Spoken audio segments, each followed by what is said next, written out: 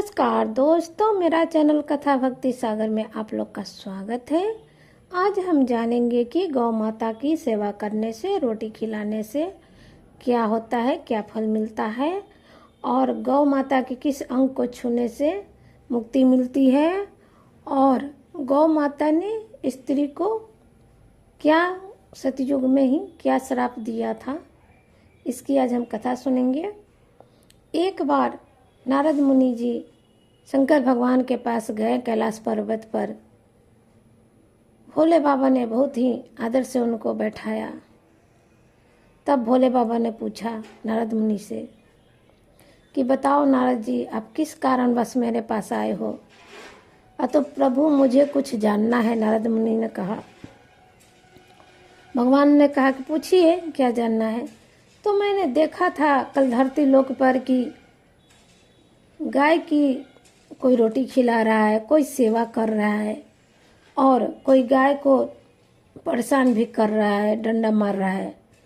तो उससे क्या होता है, क्या फल मिलता है? शंकर भगवान बोले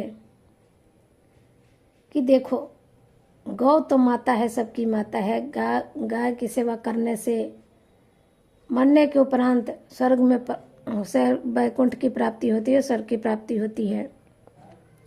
इसके लिए मैं तुम्हें एक कथा सुनाता हूँ। भगवान ने कहा कि नारद मुनि ने कहा कि ठीक है, सुनाइए। उन्होंने कहना शुरू किया। प्राचीन काल में एक सेठ जी रहते थे। सेठ जी के पास अपार धन संपत्ति थी, एकदम सुखमय जीवन जी रहे थे। उनके जीवन में दुख नाम का कोई कुछ भी नहीं था। लेकिन समय बीतने के साथ उनको थोड़ा सा दुख आया। किस बात का दुख आया? कि उनको कोई संतान नहीं हो रहा था। कोई संतान नहीं हो रहा था, इस बात को सेठ जी को दुख आया। वो परेशान रहने लगे कि मुझे क्यों नहीं संतान हो रहा है, मेरे क्या पाप की है, क्या हुआ है, सब चीज भरा हुआ है लेकिन संतान नहीं हो रहा है। एक दिन सेठ जी कहीं जा रहे थे, एक महात्मा मिले उनको। महात्मा मिले तो उन्होंने महात्मा को प्रणाम किया और कहा कि प्रभु, कोई ऐसा उपाय बताइए जिससे मेरा एक दुख है उसको दूर हो जाए। महात्मा ने कहा कि देखने से तो तुम बहुत धनी मनी लगते हो, तुम्हें तो नहीं कुछ दुख हो सकता है। सेठ जी ने कहा कि सच में प्रभु, मुझे कुछ भी किसी भी चीज का दुख नहीं है, मुझे सिर्फ संतान का सुख नहीं है और बाकी सारे संसार का सब कुछ जो होता है आदमी के जीवन में वो सब मैं सुखी हूँ। क्या कारण हुआ कि मुझे संतान नहीं हुआ? महात्मा वो बहुत पहुंचे हुए महात्मा थे, ज्ञानी महात्मा थे। उन्होंने अपने आंखें बंद करके देख लिया क्या कारण था। उन्होंने कहा कि एक बार आप किसी कार्य के लिए जा रहे थे दूसरे गांव। रास्ते में एक गाय अपने बछड़े को लेकर बहुत प्यासी खड़ी थी। उसने आवाज भी दिया आपको, लेकिन आपने उन लोग को ध्यान नहीं दिया, भूखे प्यासे गाय और बछड़े पर। आप आगे बढ़ते गए, वही आपको दोष लगा है, उसी गाय ने आपको श्राप दे दिया है। इसी कारण आप संतानहीन हैं। तो अब कैसे ये होगा, इसका कोई उपाय बताइए, सेठ जी ने पूछा। तब महाशय ने कहा कि मेरे कुटिया के बगल में ही एक नंदिनी गाय रहती है। आप नंदिनी गाय को सेवा करो, अगर वो प्रसन्न हो जाएगी, वरदान दे देगी, तो आपको संतान का सुख प्राप्त हो जाएगा। तब सेठ जी ने पूछा कि वो गाय मेरे पास कैसे आएगी? अब तो मैं आपको एक मंत्र बताता हूँ, वो मंत्र बोलिएगा तो वो गाय आपके पास आ जाएगी। साधु महात्मा ने सेठ जी को मंत्र दिया। उस मंत्र को बोलते ही वो गाय जो थी आ गई सेठ जी के पास। तब महात्मा ने कहा कि आप इस गाय को अपने घर ले जाइए, जितना हो सके पति पत्नी इसकी खूब सेवा कीजिए। सेठ जी उस गाय को अपने घर ले आए और अपनी पत्नी से बोले कि देखो, अगर हमें संतान सुख पाना है तो इस नंदिनी गाय को हमें खुश करना होगा। अब लग गए सेठ जी, उनको अपना नहलाते धुलाते, दोपहर में अपना हरा हरा घास चराने के लिए जंगल में ले जाते। फिर अगर कहीं गाय थक के बैठ जाती तो वहीं वो भी बैठ जाते, उसके पीठ पर एक भी माछी मच्छर कुछ नहीं बैठने देते। फिर घर ले आते, घर लाते तो फिर अच्छा से धो पोछ के उनकी जो पत्नी थी दोनों टाइम उनकी पूजा करती। इस तरह से गाय बहुत खुश हो गया था। 28-29 दिन गाय जब उनके घर में रह गए तो गाय को एक दिन सेठ जी जंगल में ले गए थे।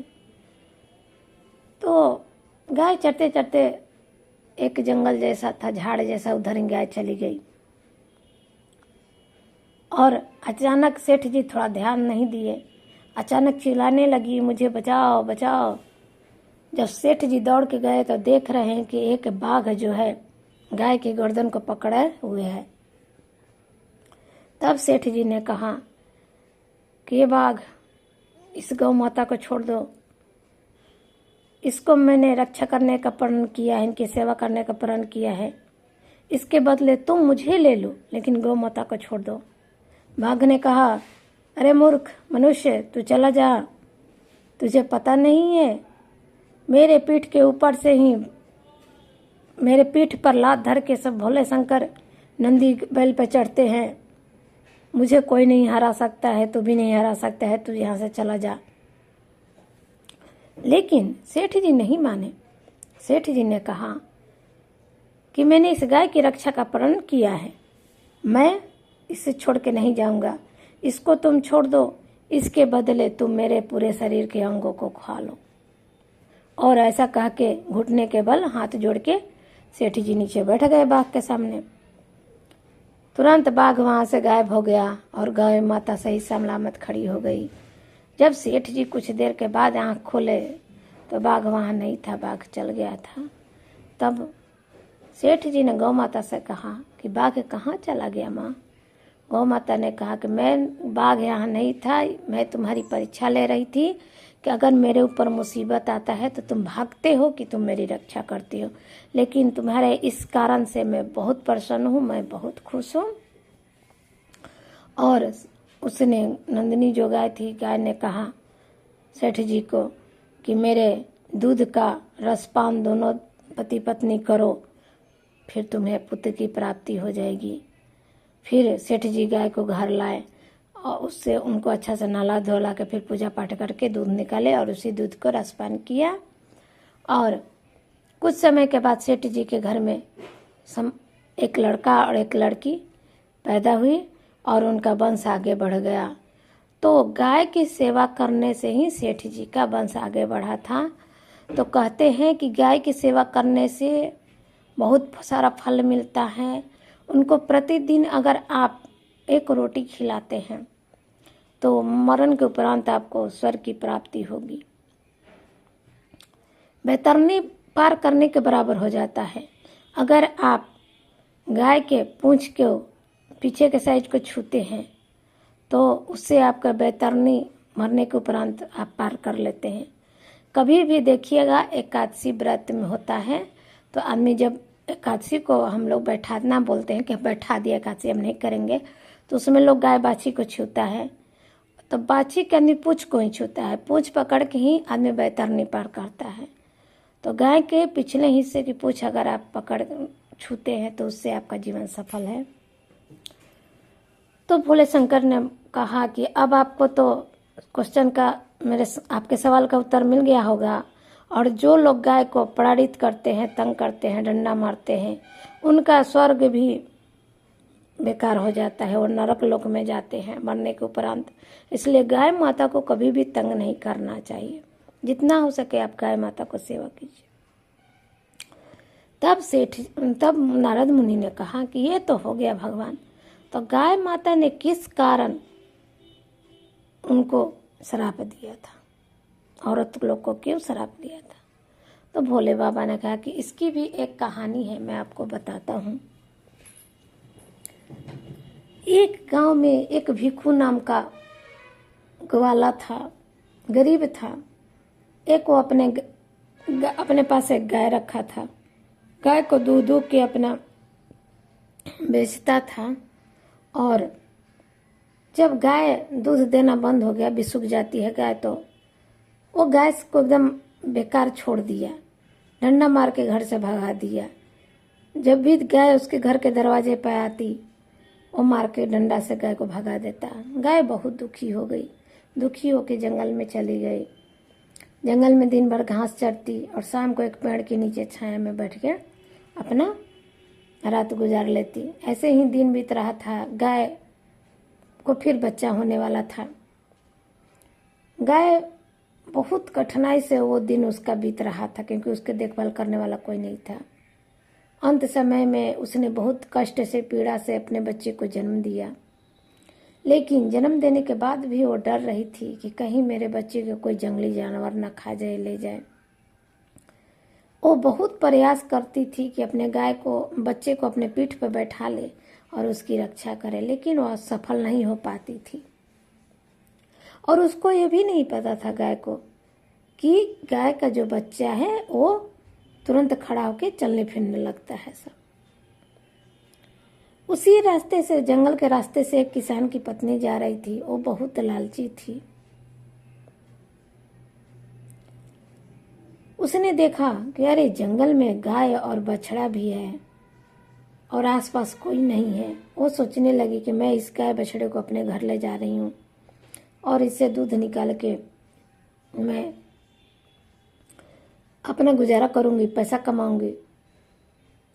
जब गौ माता ने किसान की पत्नी को देखा उधर से जाते हुए, तो उसने कहा, गौ माता ने कहा, करी बहन, ये मेरे जो बच्चे हैं, बछड़ा है, उसको मेरे पीठ पे बैठा दे ताकि मैं इसकी रक्षा कर सकूंगा। किसान की पत्नी हंसने लगी, बोली, तुम क्या इसकी रक्षा करोगे और मैं क्यों इसको तुम्हारे पीठ पे बैठाऊं? ये तो कितनी गंदी हो गई है, लोट-पोट के कितनी गंदी हो गई है। मैं इसको छूंगी तो मेरी साड़ी खराब हो जाएगी। मैं नहीं छूंगी, मैं नहीं बैठाऊंगी। अरे बहन, इसको बैठा दो। ये जब 9 महीने के बाद चलने फिरने लगेगी, गाय बोली, तो मैं इसको छोड़ दूंगा, चलेगी फिरेगी। उस समय गाय माता को नहीं पता था कि उसके बच्चा तुरंत खड़ा होकर चलने लगेगा। वो किसान की औरत हंसने लगी, बोली कि नहीं, मैं नहीं इसको छूंगी। तब गाय माता ने क्रोध में आकर उसको श्राप दे दिया, स्त्री को, कि तुम्हारे जो भी बच्चा होगा वो 9 महीने के बाद ही चलना शुरू करेगा। 9 महीना तुम भी उसको इसी तरह गोद में ढोगी, पीठ पे ढोगी। वही श्राप गौ माता को, वो सतयुग में श्राप दी थी गौ माता, जो आज तक हर स्त्री अभी तक ढो रही है। और गाय का बच्चा तो तुरंत होता है, गाय बछड़ा या पशु पक्षी का तो चलने फिरने लगता है, लेकिन मनुष्य का बच्चा पैदा होने के बाद 9 महीने 10 महीने के बाद ही चलता है। तो वही श्राप आज तक, जो गाय ने श्राप दिया था, आज तक वही श्राप चल रहा है। तो भोले शंकर ने कहा कि अब आप समझ गए होंगे नारद मुनि जी से। तो नारद मुनि कहा, हाँ प्रभु, मैं अब समझ गया हूँ। तो इस तरह से गौ माता की कहानियाँ दोस्तों, अगर पसंद आए तो मेरे चैनल को सब्सक्राइब, लाइक, शेयर और कमेंट्स जरूर कीजिए। नमस्कार दोस्तों।